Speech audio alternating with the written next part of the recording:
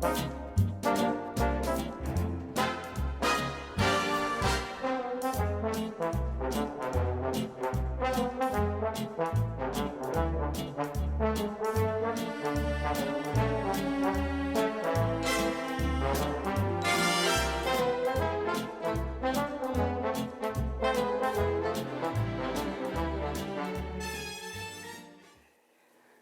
afternoon, ladies and gentlemen. Nice to see you again. My name is Phyllis Italiano, and I am the hostess of the show called The Democratic View. And today with me, I have a very lovely looking lady who is also a very important lady, as she is a member of the Southampton Town Council, or do you call it trustees? It's the town council. Town council. Or the town board. Or the town board, whatever you want to call it. And her name is Bridget Fleming, nice little Irish girl, who is going to come and tell us a lot about herself. And I'm going to start with asking you, or reminding, or telling people that I met you first when the Democratic Housing Committee came to talk to you about the Southampton rental law. That's right. And if you can give us just a brief description of what that rental law is about. Sure. Well, first of all, I want to thank you and Jean Frankel and the other members of the committee who reached out to me. It's a vote of confidence to know that folks out, in even different jurisdictions know that our doors are open, and that if you have a tough issue that we've already looked at, that you feel free to come and talk to us, because it means so much to act together as a region. We've had a rental law in place since 2007, and basically it regulates how many people can be in a household, and it regulates how you can rent your house or a part of your house, and the focus I think that you're very interested in, at least I got from the meeting, and that has been a struggle for us as well, is to avoid overcrowded housing and to avoid what we like to call predatory lending, or those absentee landlords who take advantage of people and charge really high rents. You'd be surprised how high those rents are that they charge for substandard housing, and housing that's dangerous not only to the folks who live there, but also to the community at large. So our rental law was designed in 2007 to try to tackle that problem. As you know, Phyllis, from our conversation, it's not an easy problem, and it's generated in large part by the fact that we have inadequate housing for folks who can't afford the high cost of living out here on the East End. We're losing our young people. So many people have gone to North Carolina or other places where rents or housing are cheaper, of course, and the cost of living is cheaper. So we have challenges with regard to our housing stock, yes. But the predatory lending, the predatory landlords are not a good solution. Yes, and of course, what you were describing really is the story of the Springs, which is where I live, and it is an extremely volatile issue for my neighbors and friends, and we have so far had no response that I can put my finger on from our town board. But what I failed to mention about you also is that you are indeed running for our state senate against Ken Laval. I am indeed. So before we get to talking too much about that, I want you to tell us a little bit about who you are and where you come from. Okay, well, I am on the Southampton Town Board. I was recently re-elected. I was first elected to the town board in March of 2010 in a special election. And then recently I was re-elected to a full term. Happy to say I'm the only Democrat on the Southampton Town Board. But, we work together. You have to work together. It's interesting when we look at the partisan politics. It may be part of what the issue is for your rental laws, for instance. People are so sort of tied to these sound bites and not letting the other person, the other side, get an advantage, that we've lost the ability to work together and move toward solutions for our communities. So I'm happy to say that I've gotten great training as the only Democrat on a 5-member town board, because anything I've done, I've had to do, as they say, across party lines or across the aisle. So that's a long answer to where I am right now, but I'm very proud of the achievements that we've been able to come up with on the town board. We were in a deficit when I first took office. We came out of the deficit. I also could help to bring the town, well, we restored the credit rating. The credit rating had been damaged. We restored that. And then we've also achieved a lot of wonderful things in the area of economic opportunities. For instance, in some of our less affluent areas of town, we've made great progress with regard to environmental issues, and mainly because we've put different people in management positions that have a forward-thinking view about, for instance, garbage and the environment, that kind of thing. And one of my proudest achievements is spearheading the search for a new municipal works director. And we brought somebody in who has a really good forward-thinking view on garbage and the environment. So, and that, of course, I had to do in combination with my colleagues who are not members of my political party. So I've gotten a lot of training. I am a lawyer. And I'm a trained mediator, which I think is really important in terms of sitting in a room and learning how to figure out what people are hearing, what they're bringing to the conversation, and how to really move things forward to get things done. As a matter of fact, I was just a couple of weeks ago very honored to win an award from a group called the Sustainable Long Island, which is an environmental group that covers all of Long Island. And the name of the award I'm so proud of is called the Getting It Done Award, which they gave to 4 people across Long Island who were able to take ideas and actually bring them to fruition so that you're getting things accomplished. So I think that's a real testament to the way I try to approach things. I was a prosecutor for many years. I served for almost 10 years in the Manhattan District Attorney's Office. I was a criminal prosecutor, did regular street crimes. At first I was a sex crimes prosecutor. I was in the unit with Linda Fairstein and then the sex crimes prosecutions. And then about 4 years into my tenure, Robert Morgenthau, the legendary Robert Morgenthau, who was my boss. Everyone knows his name. Yes, and for good reason. He was a tremendous role model, a great model of how to exercise power in a way that's compassionate and that's forward-thinking and that's smart. Anyway, Mr. Morgenthau asked me to run a unit that prosecuted fraud in public programs. So I was the chief of this unit that prosecuted fraud in welfare, Medicaid, and public housing. So we ran large-scale investigations. Another place where you had to bring in law enforcement agencies from all, feds, state, local, also a huge challenge. So I've gotten a lot of training in that kind of bringing people together and getting to a common goal. So about 12 years ago, my husband and I decided to leave Brooklyn, where we lived, and move out here to Paradise to raise a family.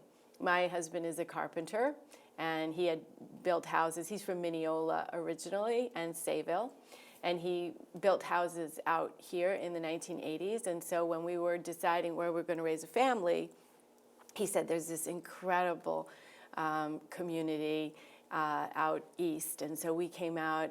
I took a look around. We considered the schools. We considered the incredible physical beauty and all the wonderful people we met. And within 2 weeks, we were in contract on a house. So we've been here for like I said, about 12 years. You sound like me. I was out looking for a house, and in 4 days, I was in contract. You did better than I did, Phyllis. Yes, well, I can understand that. So where did you go to school? My law school was the University of Virginia Law School, wonderful place in Charlottesville, Virginia. I went to college at Hunter College. And my high school was the Washington Academy of Ballet, which was a ballet high school that fed into the Washington Ballet Company. So you and I have a little bit of the theater background in common. Yes, we do. Yes, we do. Well, I was going to just mention that I love that part about you investigating frauds. Oh, absolutely. We certainly can use that on the state level. Well, and whether it's actually investigating fraud or just looking at dysfunction in government, I think it really serves to have been down in the trenches, in the weeds of government, figuring out what works and what doesn't, what's vulnerable to fraud or abuse or misuse. On Long Island, the New York State Senate delegation from Long Island, from Queens to Montauk, they're all from the same party, they're all men, all represent, all supported by the Conservative Party, the Republican Party, and they're all white men. But they're all old, too. They're not all old, but my, and not that really means actual age. I guess I'm not a super spring chicken, but my opponent has been in office for 35 years. It's not so much, I don't think it's physical age so much as 35 years is too long. To not have any kind of challenge, it's just not the way democracy is supposed to work. So I think that's why folks think, because of my prosecution background, because of how successful I've been at the local level, because I'm an elected official, that I might be somebody who could break into this kind of men's club, this very entrenched men's club. They all vote together. Their decisions are made, sort of, it seems like, behind closed doors.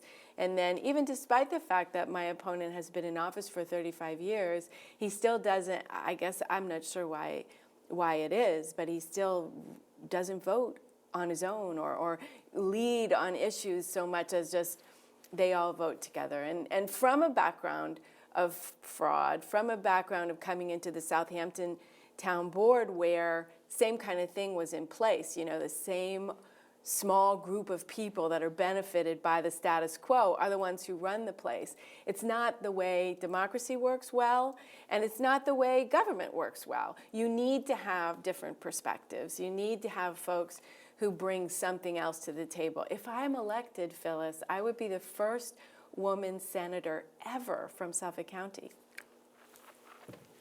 Well, that alone convinces me. It's just like, can this possibly be in That's my amazing. age at this time of the world's history? Every time I still realize that we didn't get the vote until the early 1900s. Yeah. I'm amazed. How could that possibly have been? Right.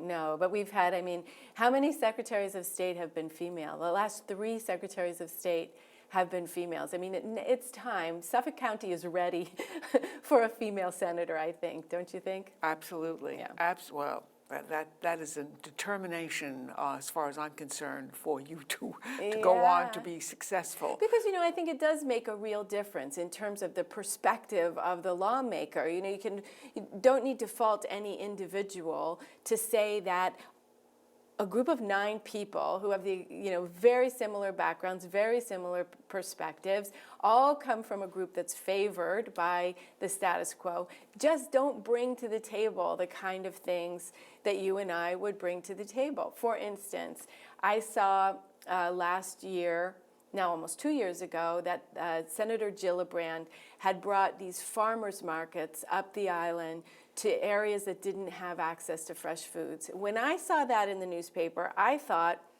why don't we have this in Flanders, which is one of our underserved neighborhoods in Southampton? There's no grocery store in Flanders. I know. It's considered what's called a food desert after the census.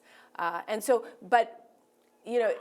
say that there's anything good or bad about different perspectives, but I, as a woman, and somebody who cares about nutrition and cares about the nutrition of children and the health of our community, immediately thought, why not do this for our constituents? And so I did, and that's why I got that award a couple of weeks ago, was for getting it done, because I got that done, and now we have this market, which is opening this Saturday, by the way, on Flanders Road at the community center, and we have young people from the neighborhood run the market. They learn about retail, they learn about farming, they learn about nutrition. and they bring produce from 7 farms in Southampton town, because it's serving Southampton town, to this market, and anyone can have access to those fresh foods now. You know, it's right there on the bus route, the S92. You know, I'm really quite shocked. I mean, because food deserts, we've all heard that. Right. But I never thought it was, 20 miles away. And the irony of it is we have some of the richest agricultural soil in New York State. The Bridgehampton loam. I mean, it's great dirt. Tell me about it. I got it in my backyard. Yeah, exactly.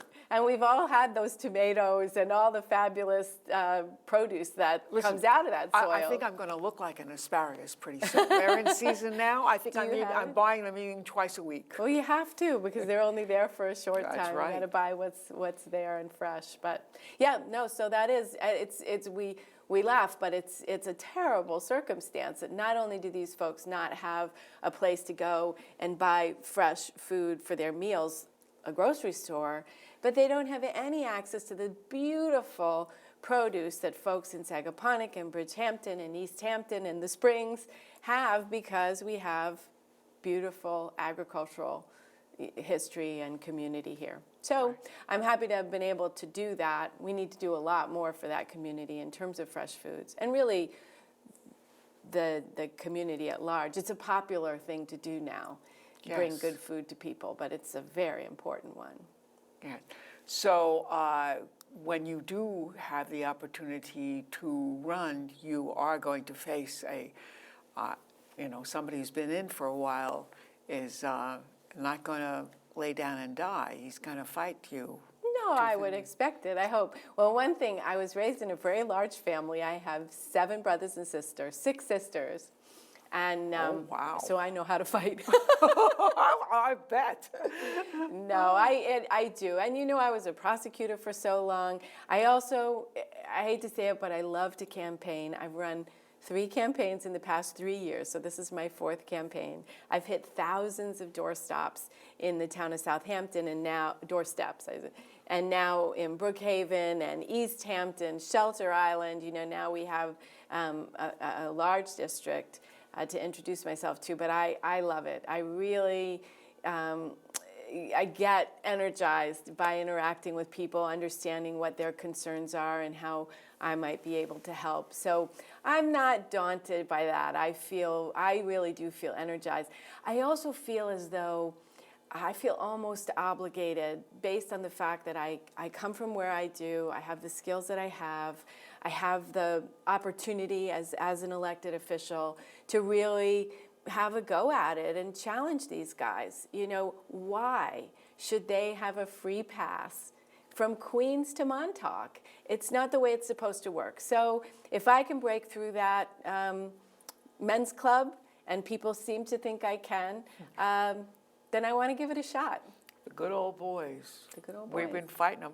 That's why I became an educator. Is that right? Because in education, you really don't have that as quite as much, right. Because it's really based on seniority and how you how many years and what your education is and stuff like that. It's a little bit more equalizing than other fields are.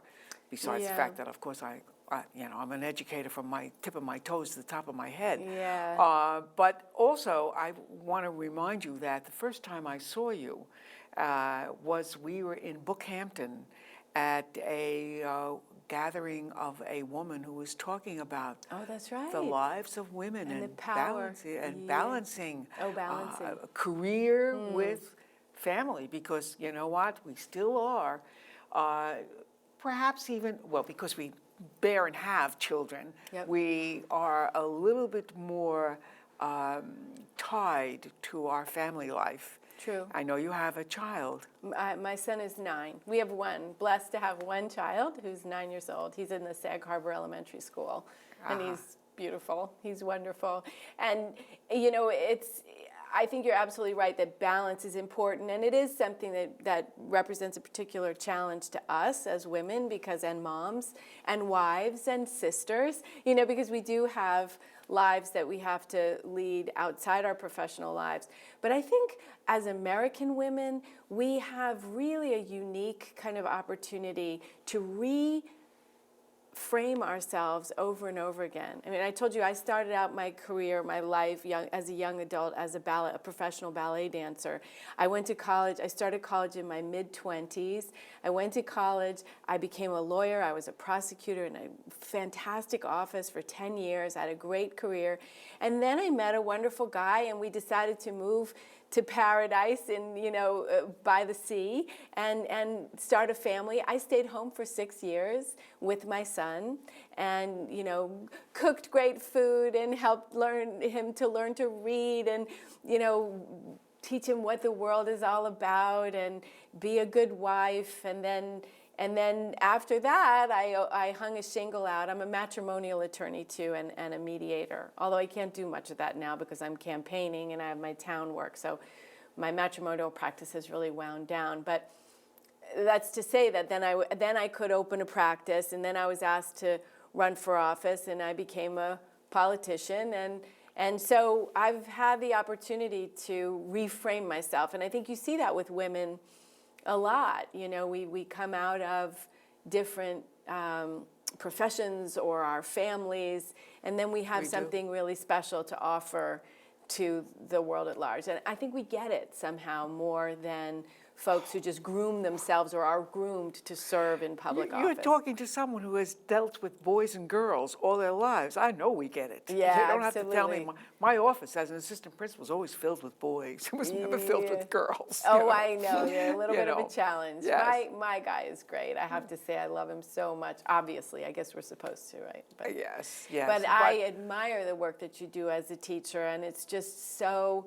Teachers, I don't understand, Phyllis, why teachers are getting such a hard, are being given such a hard time by our communities these days. There seems to be some disconnect between the incredible value that teachers bring to the culture and to the community and the way people are looking at them. I'm looking forward, if I get to Albany, I'm looking forward to trying to shift the conversation a little bit.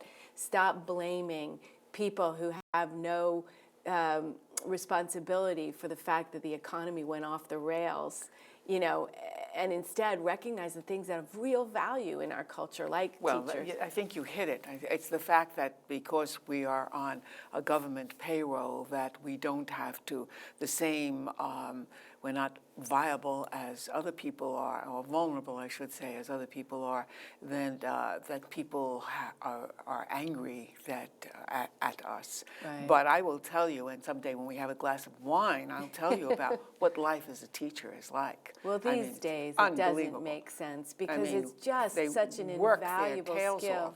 I know. I come from, I have all these sisters, but I have two of my sisters are teachers. One is a kindergarten teacher, and the other, I think, is teaching first grade now. She's moved around a little bit. Now, another sister has a master's degree in early childhood education. So it's been a focus. My mom is in her early 80s, and she still tutors.